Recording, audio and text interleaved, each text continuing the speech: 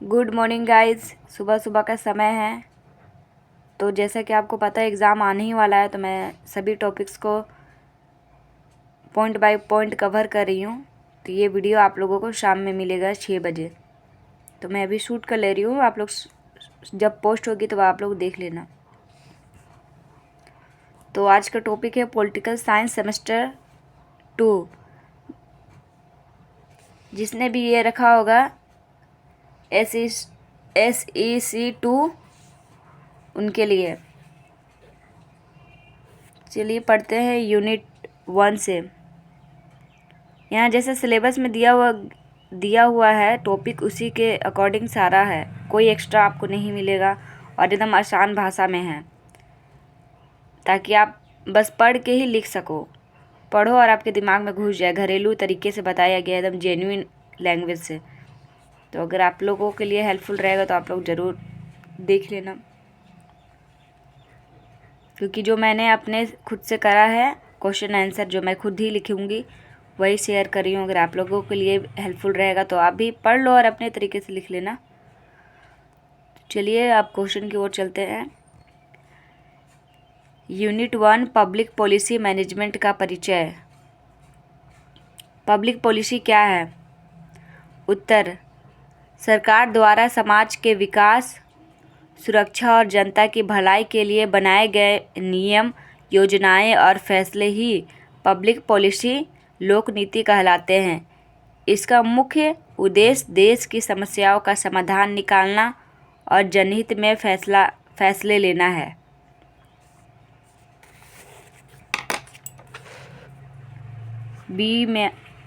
Point B में आते हैं। पब्लिक पॉलिसी बनाने की प्रक्रिया। पब्लिक पॉलिसी बनाने में ये कदम होते हैं। पहला पॉइंट है समस्या पहचानना। सबसे पहले किसी सामाजिक, आर्थिक या राजनीतिक समस्या को पहचाना जाता है। सेकंड पॉइंट है समाधान ढूंढना। समस्या का हल निकालने के लिए सुझाव और योजनाएं बनाती है। तीसरा पॉइंट नीति बनाना। सरकार इन सुझावों पर विचार करके नीति बनाती है। चौथा पॉइंट लागू करना। नीति को जमीन स्तर पर लागू किया जाता है। पांचवा पॉइंट मूल्यांकन। यह देखा जाता है कि नीति से फ़ायदा हो रहा है या नहीं। इसी के साथ हमारा यूनिट 1 कंप्लीट होता है। अब हम लोग यूनिट 2 में जाते हैं। एक हाथ से कैमरा पकड़ी हूँ इसलिए ऐसा हिल रहा है, पर आप लोग अच्छे से देख के लिख सकते हो। यूनिट 2 का क्वेश्चन यहीं पे है, तो पढ़ लेते हैं। Public policy implementation.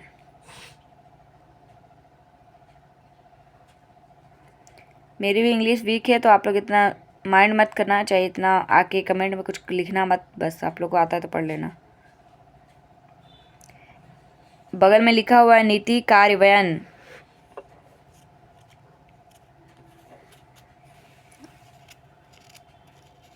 Hindi medium से है भाई, तो माइंड मत लेना। और मुझे भी उम्मीद है कि मेरे लेवल के लड़के या लड़कियां भी ऐसी ही होगी। ज़्यादा तेज मत बनना मेरे कमेंट में आके।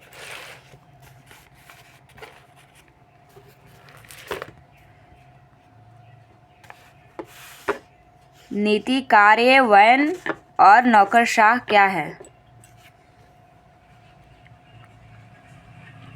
उत्तर, नीतियों को लागू करने में सरकारी, हे भगवान लाइट कट गई।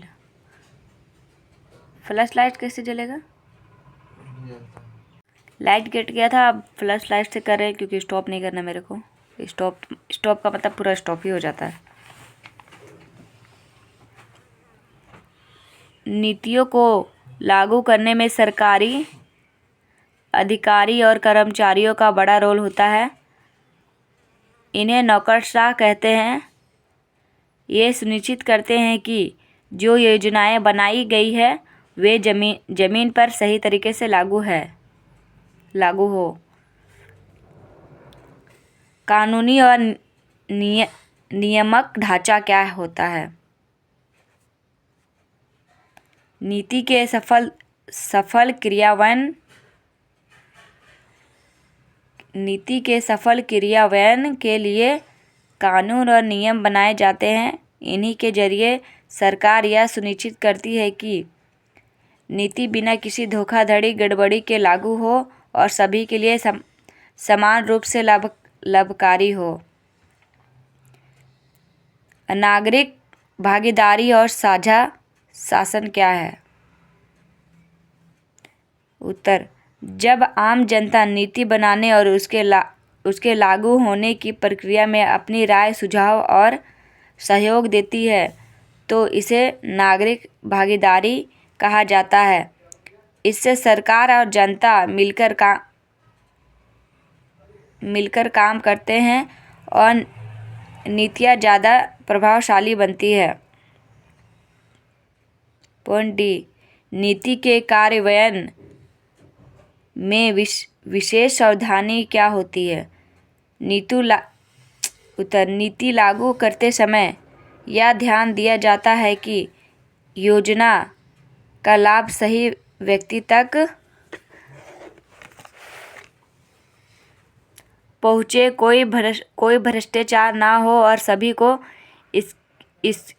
इसकी जानकारी सही समय पर मिले। इसके लिए पारदर्शिता, ईमानदारी और निगरानी जरूरी होती है।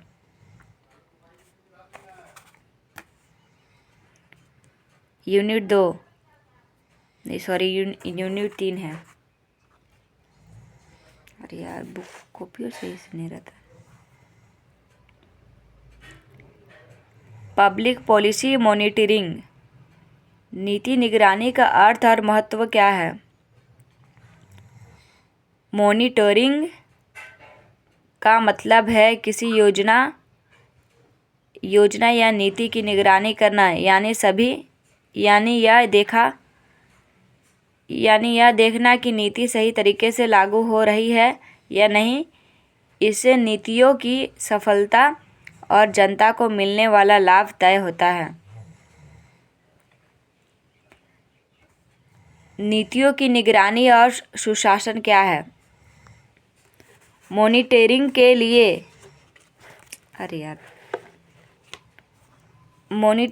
जरिए यह पता चलता है कि नीति सही ढंग से लागू हो रही है या नहीं।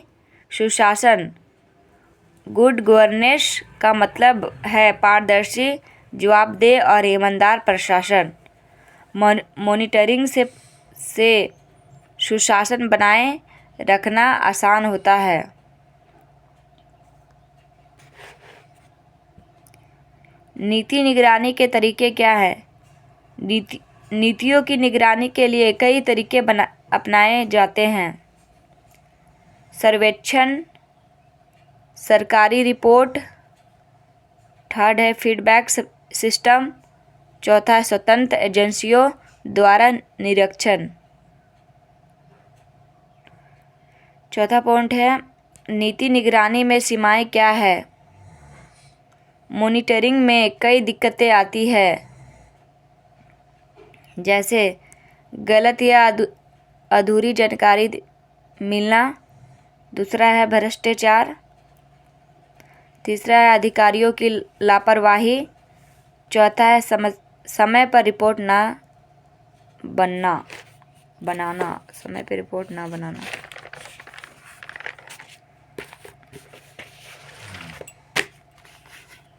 अब ये लास्ट पॉइंट है जो है यूनिट 4। पहला क्वेश्चन, आर्थिक और सांख्यिकी बुनियादी बातें क्या है?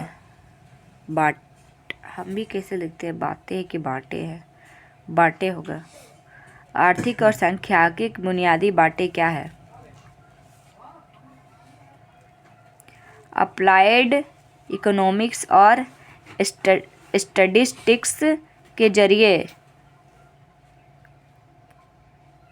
नीति के असर को समझा जाता है। आंकड़े इकट्ठा करके यह जाना जाता है कि नीति ने जनता की कितनी मदद की और कहाँ सुधार की।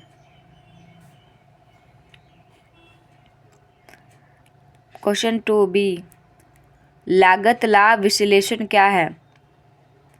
इस विश्लेषण में देखा जाता है कि नीति पर कितना खर्च हुआ और उससे जनता को कितना लाभ मिला। अगर लाभ लागत से ज़्यादा है तो नीति सफल मानी जाती है। तीसरा पॉइंट, लागत प्रभावशीलता विश्लेषण क्या है?